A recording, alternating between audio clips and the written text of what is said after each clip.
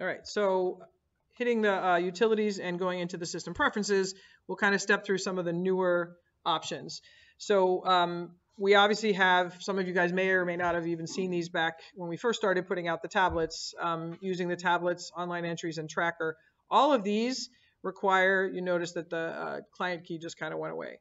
So all of these options require a client key, which we will provide to you if you don't already have one when you indicate to us that you're going to use the mobile tools and push things to Horse Show Tracker. That's what keeps us, there's a lot of things, and we'll talk a little bit more about this in the second half when we talk about mobile tools, but there's a lot of ways that we can help you with admin screens and stuff on the tracker that you can have access to the shows that you are running. So every time you push a show and it matches the client key that we've provided for you, then you have access to do additional things in the cloud for that show. Look at the carts that have been processed for the entries, process payments if they didn't use Horse Show for Windows, or I'm sorry, Horse Show Tracker to do their online entries where they have a credit card, that kind of thing. So the client key is an important aspect of it. Excuse me. The one thing we ask is if you're going to use the mobile tools and you know you're going to do that, maybe do it before you're at the facility wanting the show to start in the morning. You mean like Vanessa's call yesterday at 3 o'clock that said, "Hey, I'm in Kentucky. Can I use the tracker?" They want to use tracker. Is that okay? Of course. So yes, that's probably why I stuck my finger in the door last night, because when we were talking to her on the phone on the way here about getting her show pushed to the tracker. Just give us a little time to be able to help you the best. If you know you're going to be doing that, maybe check with the producers or the facility, and if you want to do that, that'd be great, but maybe a little more than 20 minutes lead time for us to do our end of things would be helpful. Right. Thank you. Good reminder. Very good reminder. I don't know how many of you guys have some of these obviously have been here quite a while. Auto adding horses and people, where it doesn't force you to go to the horse and people screen to key things in. It just kind of keeps going. If you have further things to edit on them, you can always go back. The show wizard, Heidi and I were just joking about this the other day. I don't use it anymore, but I don't build 27 shows a year or 157 shows a year. But Heidi says she uses the wizard all the time because it gets her, it helps her get started on it. Yeah, right, exactly. So, and then you can always turn it off and on here in the system preferences too. Finding back numbers through non-circuit shows, that's one of those things where if you are an association that sells your back numbers at the beginning of the season, or you allow people to use the same back number at the beginning of the season, clearly the software has always handled back numbers within the circuit itself. So if you have a 3-day show, you've got 3 different master shows, and your back number 101 is obviously going to be using back number 101 for all 3 of those days. That's great. But if a back number, that same exact horse, is also going to use back number 101 in your show next month, then with this box checked, when you key in that horse, it's going to say, hey, this horse already had back number 101. Do you want to use it? Or if you key in back number 101, it'll say, hey, this is horse so-and-so from this last show. Do you want to use it, kind of thing. So that's a helpful tool to kind of look back at previous shows, not just the show that you're currently working with.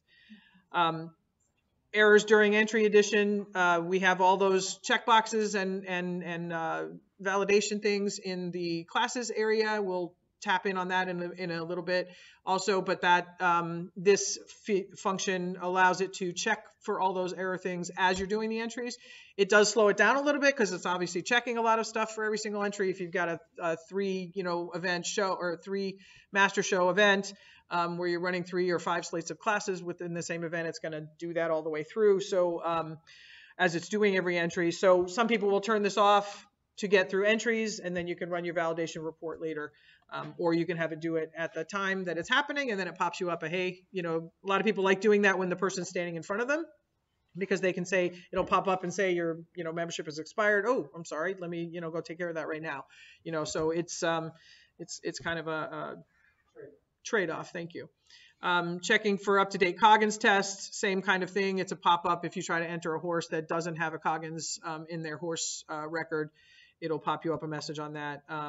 Details on statements is more, the individual details on results and things like that.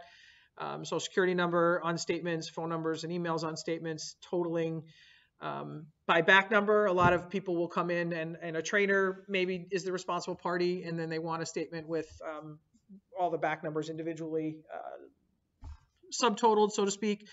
You can, one of the things that we added a couple of years ago is adding the error messages on the statements. So if you are getting those, if you are doing the validations and you are getting those error messages along the way, maybe it's a pre-entered show, and now you're going to print all those statements prior to everybody showing up to check in and get their back number. If you print all the errors on there, then when they come up there, you've got them right there on that little piece of paper that says you're missing social security number, you're missing your expiration date, you're out of date. You know, you put your horse into you put your stallion into a gelded class. Did you actually geld the horse? You know, kind of thing. So those error messages can print right there on the statements as well. We actually added that several years back for our European users because most of their shows are all pre-entered, and then they email them the statement, and the fact that they can then include all of that information on there, so they know that this is information they now have to provide prior to getting their back number. As we all, I'm assuming. You guys are all doing similar things as most of the shows that I've either worked at or work with. Nobody's willing to give out that back number until they've gotten all those things covered, because nobody wants that horse to have to get disqualified later. You know, it used to be that AQHA fined you for every time a horse got disqualified. I don't know. They pulled that back when they started moving to their newer systems, because they were still trying to get through all the glitches of the systems. But as they get further and further into everything being more seamless and smooth, I haven't heard specifically, but there's always the potential that we'll move back to that. So the more things that you guys can catch up front, I mean, again, it goes back to, it's a little more work for you guys, but the more that you guys can catch up front, the less work or the less issues that the exhibitors have in the end. Generating back numbers is actually, I don't even know why that's on here, so it doesn't even matter. Deleting a class fee when scratching an entry. I'm not sure how many of you guys have noticed. We added this a year or two ago. A lot of shows don't charge when you scratch. And since we're now using tablets and online entries where you can scratch either from the gate or the people can literally scratch from their phone, we also added this feature so that it would delete the charge. So that it used to be in the past where if you were not going to charge them for the class that they scratched, you had to physically delete them from Horse Show for Windows. Now just doing the scratch with this box checked will remove their fee so that they're not going to be charged for any classes that they do scratch. Allowing zero fees, we've had in there for a long time. That's been It's a very big feature from the Horse Show Tracker people. They like to do that from the entries because they can do it from the barn. They don't have to go out and...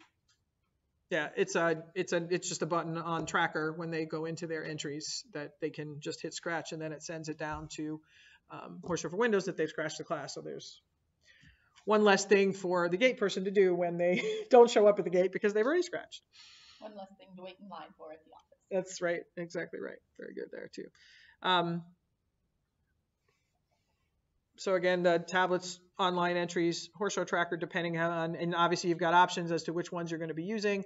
There's a few features within the software that, based on whether these boxes are checked, you will have those things visible to you.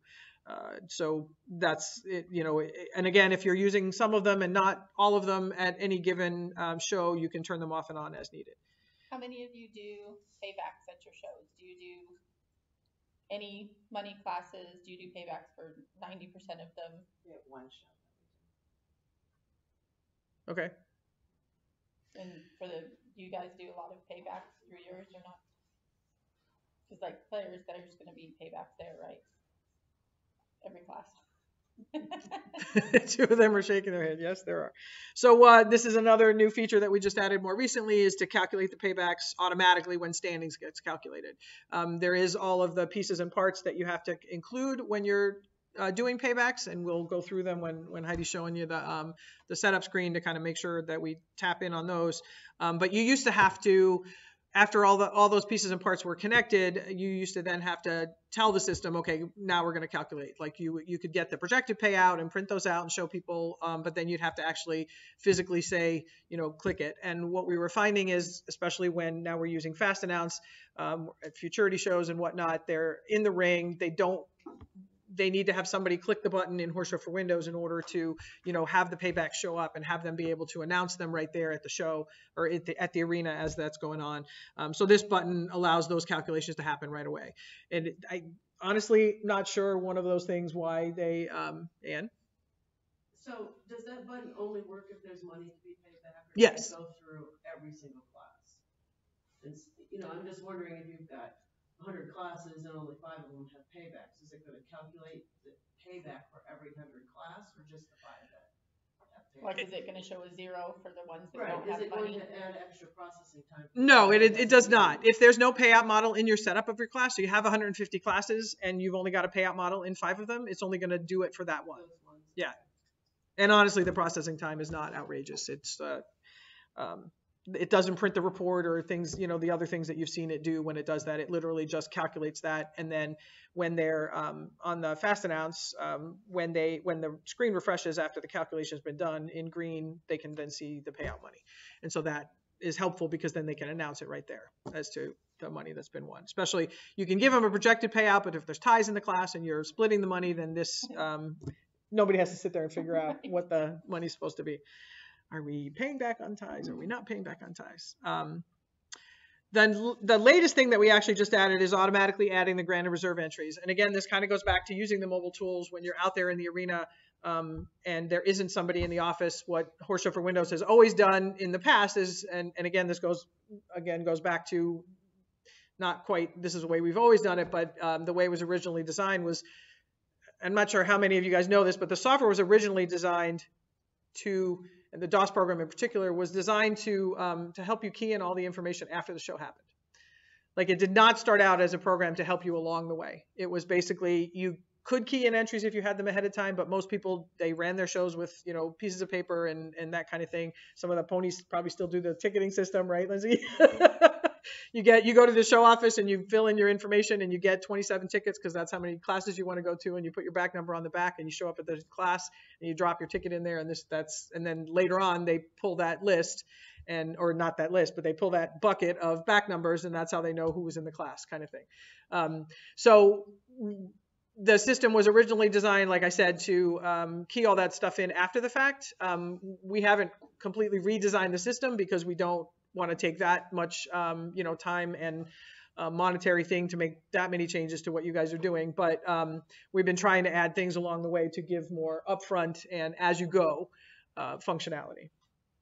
Did you have something you look like you were going to say something? That's a good point. I'm just saying that the history of the software gives you, you're thinking, what the heck is this about? Why am I doing it this way? Or why is this change occurring?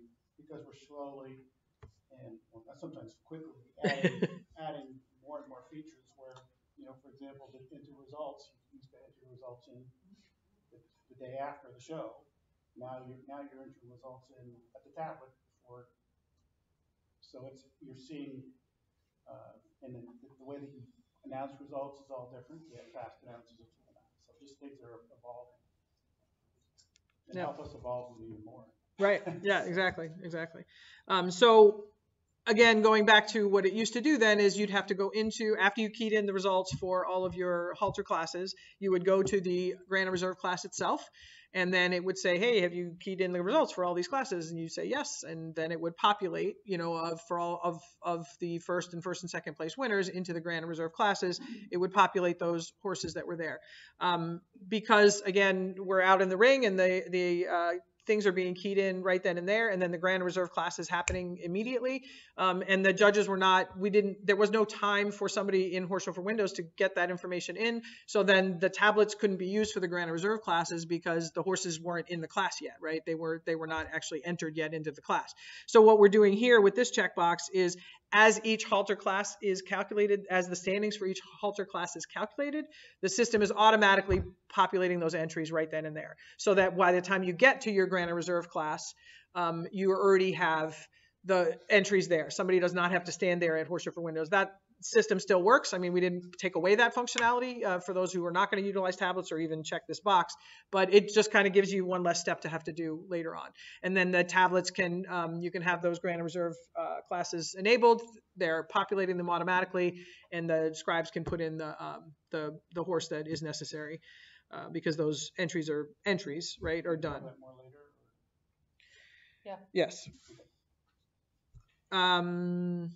Total winnings, if you're doing paybacks, with some of you guys are doing, there's options on how to credit those winnings back to a statement prior to somebody checking out.